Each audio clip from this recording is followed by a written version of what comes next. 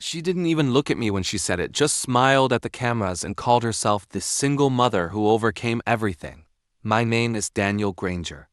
I'm 38 years old, and I live in Charlotte, North Carolina, just a few minutes off I-77 near the South Park area.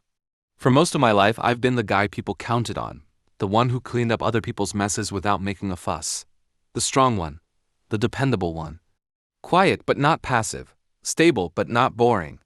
And until 6 months ago, I thought doing the right thing always paid off in the end. Turns out it doesn't, not always. Sometimes doing the right thing just makes you easier to use. This story isn't about heartbreak in the romantic sense. It's about family, loyalty, the kind that runs bone deep. The kind that, when shattered, makes you question your worth. Her name is Maddie, my niece. I raised her from the time she was 3. My sister Kayla had Maddie when she was just 19, too young, too wild, too addicted. She dropped Maddie off one night and said she'd be back in a week. She never came back. Not for 17 years. When Maddie was little, she used to call me Daddy Dan. I told her she could call me whatever she wanted, but over the years, it turned into just Dan. I was never the guy who demanded recognition, never made it about me. I just wanted her to have a safe, steady life. Something different than what Kayla gave her. I worked my way up from a warehouse job to owning my own supply chain consulting firm, Granger Logistics. We're not flashy, but we're efficient, and I take care of my people. That's how I was able to raise Maddie right in a good home, with stability, piano lessons, soccer games, tutoring, college funds, therapy when the questions about her mom got too loud. And for years, it was just us, until Kayla showed back up. I remember the exact day, June 4th, it was a Saturday. Maddie had just finished her junior year at UNC Chapel Hill. We were planning to visit some apartments together in Raleigh, where she'd accepted an internship at a tech startup. Kayla showed up unannounced at my door. She looked different, softer, clean, polished. She wore a sleek pantsuit, hair styled, makeup done like she'd just come off a photo shoot. She smiled like she belonged there, like she hadn't been missing for almost 2 decades. "Hey, little brother," she said, as if the last time I saw her wasn't when she handed me her toddler with a bag of dirty clothes and disappeared. Maddie stood frozen at the top of the stairs.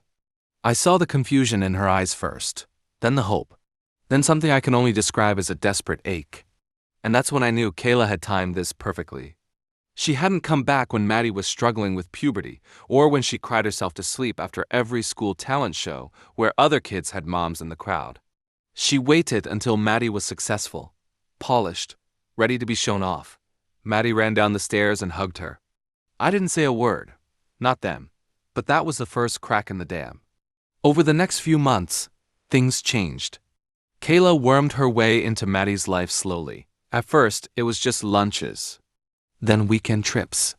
Then Maddie started calling her Mom again, hesitantly at first, then naturally. Kayla was careful. She never said anything negative about me directly, but she didn't have to.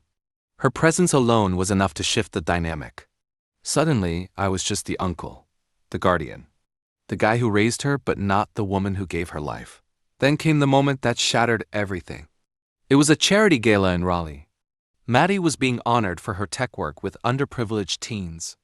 She had started a coding camp for kids in rural North Carolina. I'd helped her fund it, and I'd even helped her write the grant proposals. Kayla was invited as Maddie's mother. I was listed in the program as a family friend. I read it 3 times. Thought maybe it was a mistake, a misprint. It wasn't. And when Maddie went on stage to give her speech, she turned to Kayla and said, "I owe everything to my mother, who showed me how to survive." I didn't even get a nod, not a word. I left before dessert was served. When I got home, I sat in my truck in the driveway for 2 hours, just staring at the porch light. The same one Maddie used to leave on for me when I worked late. The next day, I started making a plan. Because if there's one thing I've learned from building a business from scratch, it's this: don't get mad, get prepared. And so I didn't yell, I didn't beg, but I was done being erased. I started by pulling out the old camcorder tapes. Maddie's childhood lived on 100 tiny reels I digitized and backed up on a cloud server, but I still kept the originals in a fireproof box in my closet. Birthday parties at Freedom Park. Her first violin recital at Charlotte Latin. The night she made me pancakes for Father's Day when she was 8 and used powdered sugar instead of flour. I loaded them onto a private timeline app I use for internal corporate briefings. Every clip was timestamped, labeled. I wasn't making a documentary, I was building a record. One that couldn't be rewritten. Next, I compiled school records. Report cards, emergency contact forms, tuition invoices. Every single one of them had my name on it, not Kyla's. Then came the pictures. Framed shots from our trip to Charleston. A selfie from her first driving lesson in the Target parking lot off Providence Road. Graduation day from Myers Park High School, with me holding a bouquet while Maddie wore her cap sideways. But this wasn't about clinging to memories. This was about drawing a line. Because here's what I realized. Kayla was rewriting history in real time, and I'd let it slide too long. Not because I was weak, but because I thought Maddie would see through it. She didn't. At least not yet. One afternoon in July, I asked her to meet me for coffee. Not at a chain shop. I picked Amelia's in Noda, our old weekend haunt, where she used to beg me for McCarran samples and where I taught her how to play chess on rainy Sundays. She arrived late, hair curled, makeup done. She looked more like Kayla now than ever before. "I don't have long," she said, glancing at her phone. I didn't touch my coffee. Just slid a USB drive across the table. "What's this?" "Memories. The real ones. Not the curated stuff Kayla's been feeding you." She didn't take it, Dan. "No. Just listen for a second. I know you're trying to make sense of everything. You've always wanted answers about your mom. I get that. But don't let her erase the life you had before she came back. You mattered before she showed up again, and so did I." For a moment, I saw something flicker in her eyes. Like she was waking up from a dream. Then she blinked it away. "She's changed, Don. She's trying. No, she's performing. There's a difference." I stood up before she could respond. "I'm not asking you to choose, but I'm asking you to remember. All of it, not just the parts that look good on Instagram." I left the USB drive on the table. I didn't hear from her for 3 weeks. Then I got the wedding invitation, addressed to Daniel Granger. No title, no uncle, no dad. And under parental hosts it said, "Miss Kayla Thompson." No mention of me, not even as a guardian. I ran my thumb over the embossed lettering, white script on navy cardstock. And that's when I decided, if I wasn't family, then I was free. Free to act, free to expose, free to end the performance. Part 3, the showdown. The wedding was set for early October in Asheville, North Carolina Black Balsam Lodge, one of those rustic chic venues that people post about on Pinterest. The kind of place with hand-hewn beams, Edison bulbs, and a backdrop of Blue Ridge Mountains tailor-made for sunset photos. I wasn't planning to go, until I found out what Kayla had done. A week after the invitation arrived, I got a call from Mark, a childhood friend of mine who now worked as a regional editor for the Charlotte Ledger.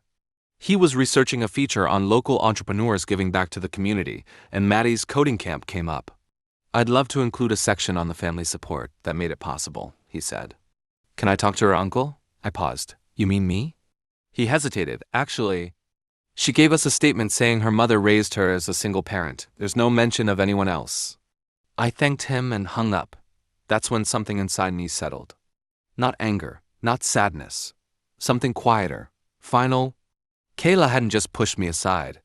She'd erased me from the narrative completely, and Maddie had let her. So I went to the wedding, not as a guest, but as a reminder I didn't show up with fanfare.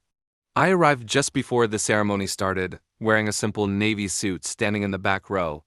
The guests, all dressed in coordinated earth tones, didn't pay me any attention. Neither did Kayla, who was glowing in a silver gown, seated front and center. Maddie looked stunning. I'll never say otherwise. Her dress was simple and elegant, her curls pinned to the side just like she used to wear them for school picture day. When the officiant began, I watched closely, waited, and when he said, "Who gives this woman to be married?" Kayla stood. "I do," she said, strong, proud. That was my moment. I walked forward, people turned. Whispers rose like wind through leaves. I stepped beside Maddie. She blinked at me like she was seeing a ghost. I didn't say a word to her. Instead, I turned to the guests. "My name is Daniel Granger," I said calmly. "I raised this woman from the time she was 3. I fed her, clothed her, taught her how to ride a bike, stayed up with her when she had night terrors, and paid for every school, camp, and doctor visit. I'm not here to interrupt this wedding. I'm here because I will not be erased. The room was dead silent. I handed Maddie a small envelope. Inside was a printout of the first email I received from social services acknowledging my guardianship, dated 2009. Signed, Official. I nodded once, turned, and walked out. I didn't attend the reception. Didn't wait to see their reactions. That wasn't the point. But I had one last card to play. The Monday after the wedding, I launched a quiet PR campaign. Through a contact at a nonprofit board I sit on, I shared the full origin story of Maddie's coding camp with the documentation, grant letters, photos, and video clips. The story ran on WRAL as a human interest feature, the uncle who raised a tech pioneer. The public loved it. And Kayla? She lost a book deal. Turns out she'd been shopping a memoir titled Mother After All. The publisher pulled out, quietly, of course. Maddie called me a week later. I didn't answer. She left a voicemail. I don't know what to say. I didn't realize how far it had gone. I didn't mean to hurt you, but that's the thing about betrayal. It's rarely loud. It happens slowly, inch by inch, until one day you're a stranger at a wedding you paid for. I haven't spoken to her since, but I'm not angry. Some truths are loud. Some are quiet. Mine just happened to make the front page. 3 months passed. Christmas came. Quietly. Snow dusted the driveway in Charlotte that morning, and I sat by the fire with a cup of black coffee, looking through a box of old ornaments. There was one Maddie had made in second grade, hand-cut red felt in the shape of a heart, her handwriting stitched in silver thread. To Dan, my hero. I didn't hang it up, but I didn't throw it out either. It would have been easy to stay bitter, to stay quiet. But there's a fine line between self-respect and silence. And somewhere in that stillness, I realized I didn't want to punish Maddie. I just wanted her to know the truth and own it. So I mailed her one letter. No return address, just a clean cream envelope. Inside, a single typed page. Maddie. When you were 9, you broke your arm falling off the jungle gym behind Selwyn Elementary. The first thing you said to me in the ER was, "Don't be mad. I didn't mean to." You were scared. You thought the pain came with punishment. It didn't then. It doesn't now. But I won't pretend your choices didn't hurt. You're an adult now, with a new life. You don't owe me anything except the truth, and I don't need credit. But I do need closure. If you're ready for that, you know where to find me. Dan. I didn't expect anything back. But 2 weeks later, she showed up. No cameras. No Kayla. Just Maddie, standing on my porch in jeans and a coat that looked too thin for the January chill. Her eyes were red. "I read every word," she said. I nodded. She reached into her bag and pulled out a box. Inside was the USB drive I'd given her months ago, along with a new one. "This one's from me," she said. "It's everything, my speech. The footage from the gala, a copy of the wedding video, and my corrections." I opened the folder later. Her voiceover had been re-recorded.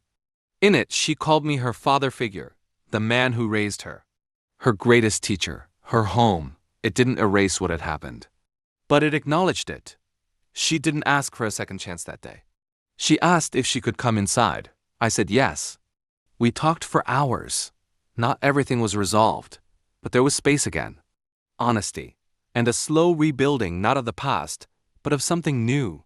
As for Kayla, she tried to reach out once.